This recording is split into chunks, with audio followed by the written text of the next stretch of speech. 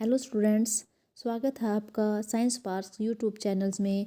आज हम 2019 का लास्ट कोड लेकर आए हैं। इस पर कोई कोड लिखा नहीं हुआ है, इसको हम सेट 1 बोलेंगे। ये विजुअली चैलेंज कैंडिडेट्स के लिए है, इसलिए इसके ऊपर कोई भी सेट नहीं है, उनके लिए एक ही सेट आता है। तो आप इसके लिए इसको भी अच्छे से पढ़ना। आपको लगे ये क्वेश्चन पेपर जो है दूसरे जो 4 सेट की हमने 2019 के, उससे आसान लगेगा। सभी एग्ज़ाम ओरिएंटेड क्वेश्चंस हैं इसमें। इजी आसान भाषा में आपको समझाया गया है। प्रॉपर डायग्राम तो नहीं है इसमें, लेकिन इसमें न्यूमेरिकल भी नहीं है और डायग्राम भी नहीं है, इसलिए सिर्फ क्वेश्चन है, टू द पॉइंट क्वेश्चन मिलेंगे आपको यहाँ पर तैयारी करने के लिए। तो चलिए आज स्टार्ट करते हैं सेट 1 2019 का।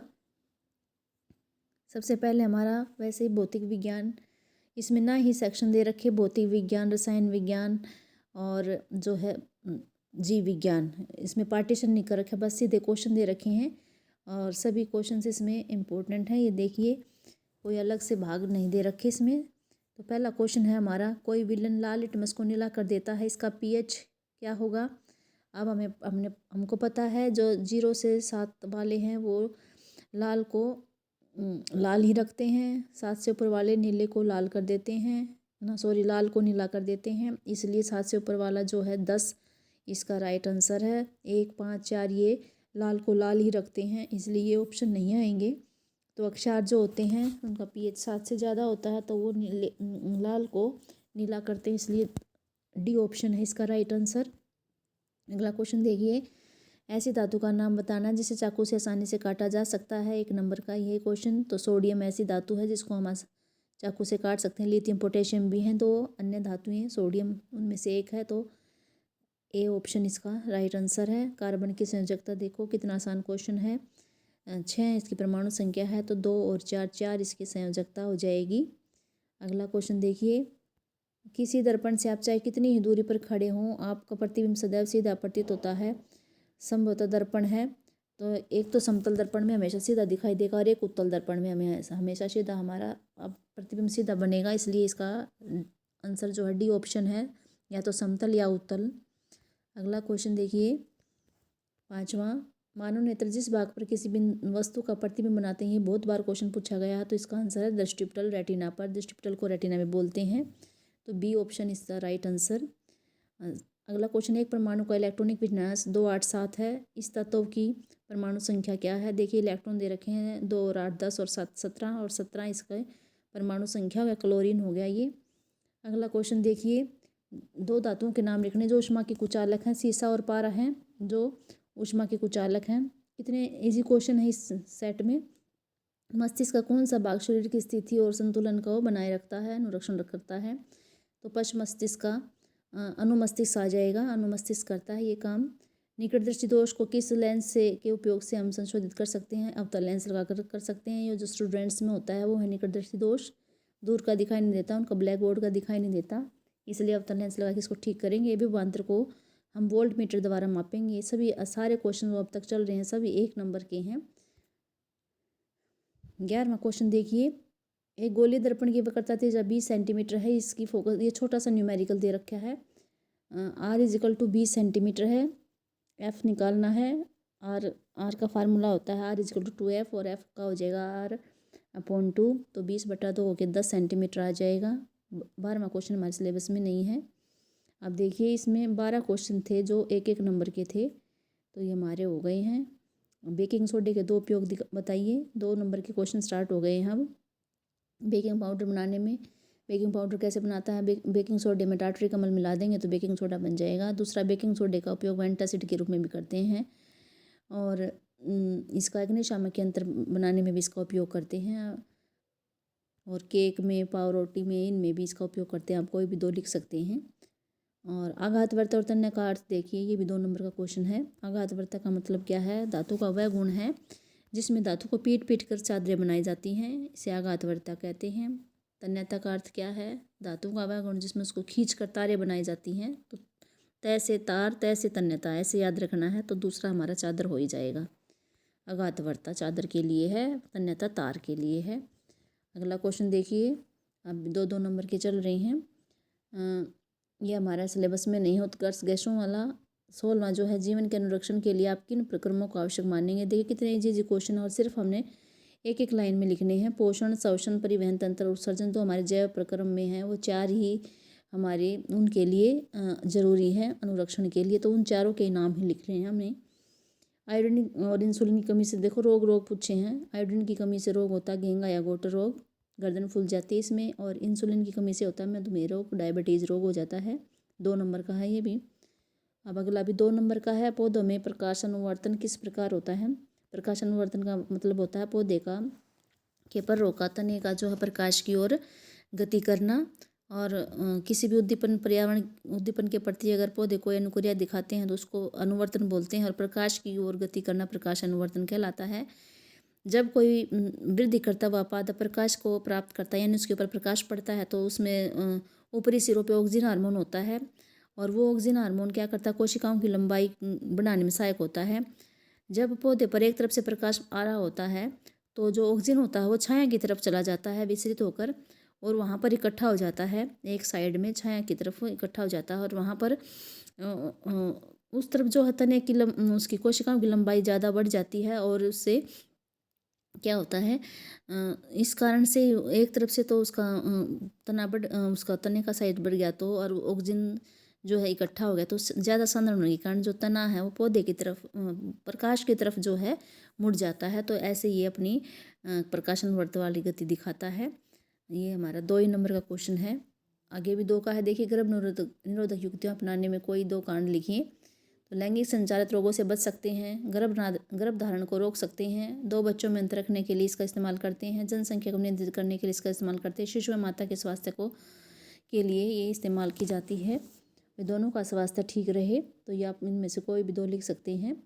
उत्तल या अवतल दर्पण देखो कितना लेंस में अंतर, ये भी कितना इजी सवाल है। उत्तल लेंस बीच में से मोटा और किनारों से पतला होता है। 7th क्लास का क्वेश्चन है ये। अवतल लेंस बीच में से पतला और किनारों से मोटा होता है। यहाँ किनारों से आएगा, से कर लेना है इधर, किनारों से मोटा होता है। उत्तल लेंस को अभिसारी लेंस भी कहते हैं क्योंकि यह किरणों को क्या करता है, एक बिंदु पर इकट्ठा कर देता है। अवतल लेंस को अपसारी लेंस कहते हैं क्योंकि किरणों को फैला देता है।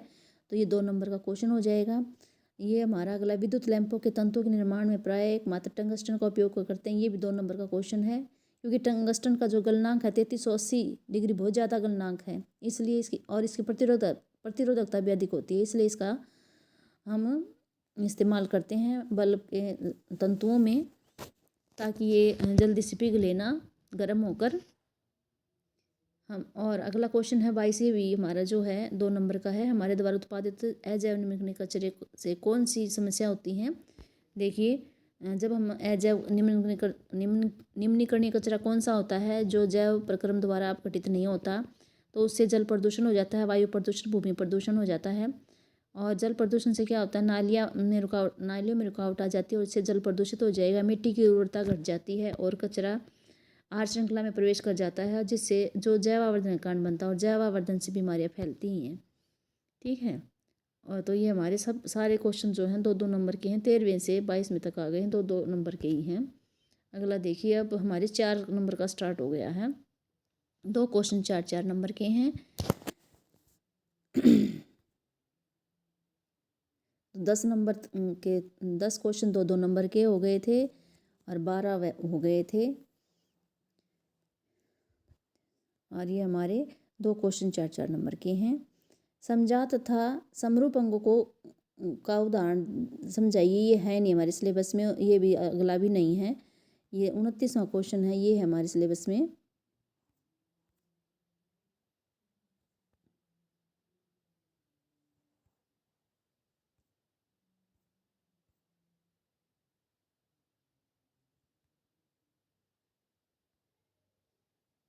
देखिए हमारा 22वें के बाद 23वां क्वेश्चन 2 नंबर का ही चल रहा है अभी। अपने स्कूल को पर्यावरण मित्र बनाने के लिए आप उसमें कौन कौन से परिवर्तन सुझा सकते हैं। हम ये अपने आप भी लिख सकते हो, आप अपने स्कूल में है उसको पर्यावरण मित्र बनाने के लिए हम पानी बिजली की बचत करेंगे, यानी कि जब भी कमरे में हम जाएंगे तो पंखा चला लेंगे और बाहर निकलेंगे तो स्विच ऑफ कर देंगे। पौधे लगाकर हम कर सकते हैं। गीले और सूखे कचरे को, गले नहीं आएगा यहाँ, गीले आएगा। गीले और सूखे कचरे को हम अलग करके उसका निपटारा कर सकते हैं। स्कूल आते जाते समय हम सार्वजनिक साधन का इस्तेमाल कर सकते हैं। और आप अपने और तरीके भी लिख सकते हैं इसमें। अगला क्वेश्चन क्या है, 2 नंबर की चल रहे हैं अभी। अगला जो है 24वां क्वेश्चन अब हमारा 4 नंबर का स्टार्ट हो गया है, तो 23 तक हमारे 2 नंबर के ही थे। किसी पदार्थ एक्स के विलयन का उपयोग सफेदी के लिए होता है। पदार्थ एक्स का नाम और इसका सूत्र लिखिए। एक्स का नाम है CaO और नाम है कैल्शियम ऑक्साइड। इसका हम सफेदी के विलयन के लिए उपयोग करते हैं।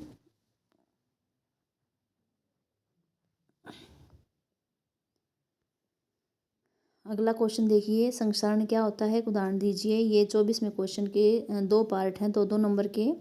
तो इसमें संक्षारण क्या होता है, जब कोई धातु अपने आसपास अम्ल, आर्द्रता आदि के संपर्क में आती है तब ये संक्षारित होती है और इस प्रक्रिया को हम संक्षारण कहते हैं। जैसे चांदी के ऊपर काली परत, तांबे के ऊपर हरी परत चढ़ना संक्षारण के उदाहरण हैं। अगला क्वेश्चन देखिए, कार्बन के 2 गुण कौन कौन से हैं जिनके कारण वह हमारे चारों ओर कार्बन यौगिक की विशाल संख्या दिखाई देती है। तो 2 गुण है श्रृंखलन और चतुसंयोजकता। ये क्वेश्चन भी बहुत इंपॉर्टेंट है।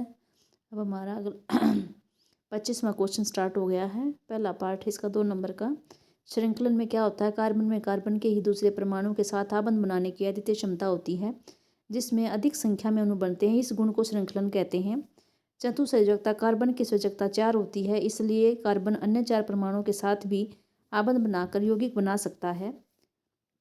जैसे ऑक्सीजन के साथ, हाइड्रोजन के साथ, नाइट्रोजन के साथ, क्लोरीन के साथ, ये इनके साथ यौगिक बना सकता है। तो इसके पास इतनी क्षमता है यौगिक बनाने के लिए, इसके बहुत सारे यौगिक हैं इन 2 गुणों के कारण ही।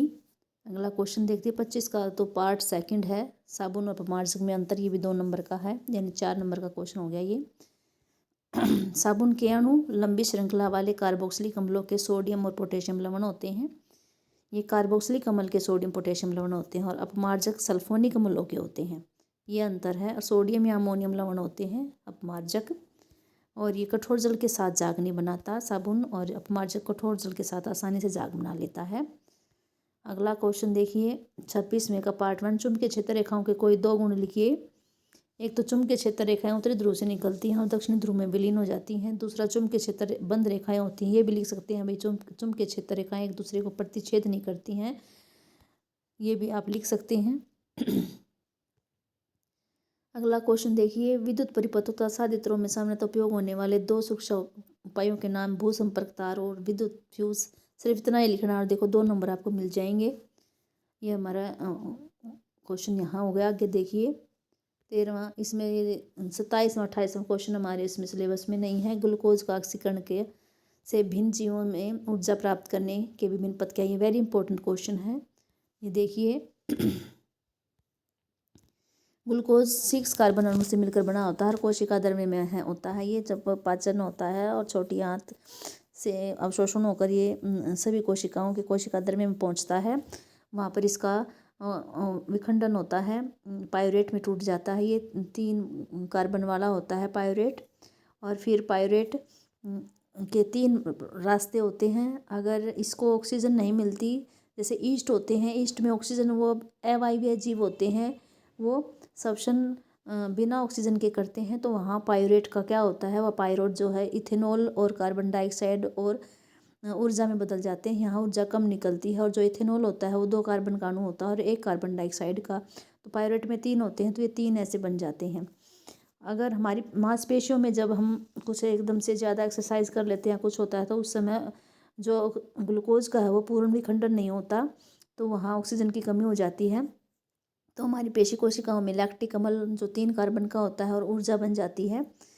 और जब वायवीय ऑक्सीजन की उपस्थिति में जब वायवीय श्वसन होता है तो ये हमारे माइटोकॉन्ड्रिया में चला जाता है और वहाँ पे माइटोकॉन्ड्रिया, कार्बन डाइऑक्साइड, जल और ऊर्जा, यहाँ ज़्यादा ऊर्जा निकलती है, तो यहाँ इसमें ये रूपांतरित हो जाता है। इस तरह से 3 रास्ते होते हैं ग्लूकोज के विखंडन के, जो इस तरह से होते हैं। अगला क्वेश्चन देखिए, ऋतुस्राव क्यों होता है। देखिए ऋतुस्राव क्यों होता है, इसका है अगर अंड कोशिका का निषेचन, यानी अंडा होता है मादा उसमें 2 अंडाशय होते हैं, हर महीने 2 अंडाशय में से एक अंडा जो है परिपक्व होकर विमोचित होता है, निर्मोचित होता है। अगर उस अंडे का निषेचन ना हो तो अंड कोशिका वो 1 दिन तक जिंदा रहता है अंडा।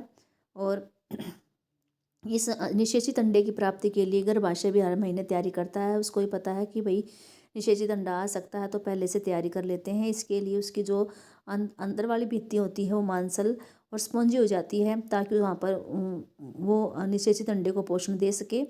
और लेकिन अगर ऐसा नहीं होता तो ये इस परत की आवश्यकता नहीं होती। अगर अंडा निषेचित होगा तो ही उसकी आवश्यकता है, नहीं होने पर यह परत धीरे धीरे टूटकर योनि मार्ग से बाहर निकल जाती है रुधिर या म्यूकस के रूप में। और इस चक्कर में लगभग 1 मास का समय लगता है, यानी एक चक्कर 1 महीने में होता है। इसे ऋतुस्राव या रजोधर्म कहते हैं। इसकी अवधि लगभग 2 से 8 दिनों तक होती है। महीने में 1 बार होता है और महीने में उसकी 2 से 8 दिनों तक अवधि होती है। तो ये इस तरह से अंडे का निषेचन न होने पर ऋतुस्राव होता है। अगला क्वेश्चन देखिए। अब या तो आपको वो 2 करने हैं, ग्लूकोज वाला या ऋतुस्राव वाला, या अथवा में दे रखा है वायव्य अवायव्य श्वसन में अंतर दे रखा है, या फिर ये 2-3 द्विखंडन बहुखंड का एक प्रवर्धन। 6 नंबर का क्वेश्चन है। तो वायव्य श्वसन देखिए, यह ऑक्सीजन की उपस्थिति में होता है। अवायव्य जो है ऑक्सीजन की अनुपस्थिति में होता है। इसमें ग्लूकोज का पूर्ण विखंडन होता है, जिससे अधिक मात्रा में ऊर्जा CO2 और पानी बनते हैं।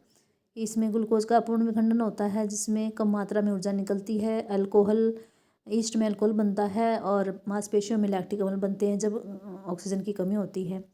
ये कोशिका द्रव्य और माइटोकॉन्ड्रिया दोनों में होता है, ये सिर्फ कोशिका द्रव्य में होता है। तो आप ये अंतर लिख सकते हैं। 3 नंबर का है ये। अब ये लास्ट जो क्वेश्चन है द्विखंडन द्विखंडन बहुखंड। पहले कायिक प्रवर्धन देख लेते हैं। कायिक प्रवर्धन बीज, अगर बीज से तो जो हो जाता है लैंगिक जनन हो जाएगा। बीज को छोड़कर पौधे के अन्य भागों से जैसे जड़, तना, पत्तियों से नया पौधा बनना कायिक प्रवर्धन कहलाता है। पर्तन है, कलम लगाना या रोपण जैसी कायिक प्रवर्धन की तकनीक का उपयोग कृषि में किया जाता है। गन्ना, गुलाब, अंगूर इससे उगाए जाते हैं। तो ये हमारा 3 है, तो हम इतना ही लिख सकते हैं। इसके लाभ भी लिख सकते हो आप कायिक प्रवर्धन के। अब द्विखंडन बहुखंडन देखना। विखंडन के 2 भाग होते हैं, द्विखंडन और बहुखंडन। और ये एक कोशिक जीवों में पाया जाता है। द्विखंडन क्या है? अनेक जीवाणु प्रोटोजोआ होते हैं, उनकी कोशिका विभाजित होकर 2 बराबर भागों में बट जाती है और वो 2 संतति दो में बटती हुई 2 संतति बन जाती हैं। अमीबा में तो किसी भी तल में हो सकता है विभाजन, लेकिन लेशमानियाशा है जिसके सिर पर एक कोड़े जैसी संरचना होती है, उसके कारण उसमें विभाजन एक निर्धारित तल से होता है, निर्धारित निश्चित तल से होता है। बहुखंडन किसमें होता है? मलेरिया परजीवी प्लाज्मोडियम में होता है। और ये एक साथ अनेक संतति कोशिकाओं में विभाजित हो जाते हैं, जिसे बहुखंडन कहते हैं। केंद्रक, ये देखिए अमीबा में दिखा रखा है। पहले केंद्रक विभाजित हो रहा है, केंद्रक विभाजित होने के बाद एक कोशिका द्रव्य विभाजित हो गया, ये 2 में बट गया, दो अमीबा बन गए। एक अमीबा से ये एक किसी भी तल से हो जाता है अमीबा में, लेकिन जो हमारा लेशमानिया है वो उसमें एक निर्धारित तल से होता है। देखो एक लंबा सा धागा सा दिखाई दे रखा है, ये इसमें कोड़े जैसी संरचना है जो इसको एक निर्धारित तल से इसके कारण ही निर्धारित तल से इसमें द्विखंडन होता है। देखो नीचे से हो रहा है, एक केंद्रक से 2 केंद्रक बन गए, 2 के बाद देखो 2 जीव बन गए, ये लेशमानिया में है। बहुखंडन देखिए प्लाज्मोडियम में होता है। जो केंद्रक है वो अंदर ही प्रतिकूल परिस्थितियों में होता है, ये अंदर ही केंद्रक विभाजित होता रहता है। जब अनुकूल परिस्थितियाँ आती हैं तो ये भित्ति टूटती है और ये हर एक केंद्रक जो है एक नया प्लाज्मोडियम बना देता है। तो ये हमारा क्या है क्वेश्चन, ये हमारा कंप्लीट हो गया है सेट 2019 का सेट 1। आप लाइक करना, अगर आपको वीडियो पसंद आई हो तो लाइक करें, कमेंट करें, कोई भी डाउट है तो ज़रूर कमेंट करें और शेयर करें, सब्सक्राइब करें। अगली वीडियो में मिलेंगे हम 2020 के क्वेश्चन पेपर सेट ए लेकर, आप ज़रूर उसको देखना। और इसका जो है पिछले जो 2016 से लेकर 2019 तक के हमने प्लेलिस्ट, उसकी प्लेलिस्ट का लिंक जो है डिस्क्रिप्शन बॉक्स में डाल दिया है, आप उसको ज़रूर देखना और अपने एग्ज़ाम की अच्छे से तैयारी करना। Thanks for watching.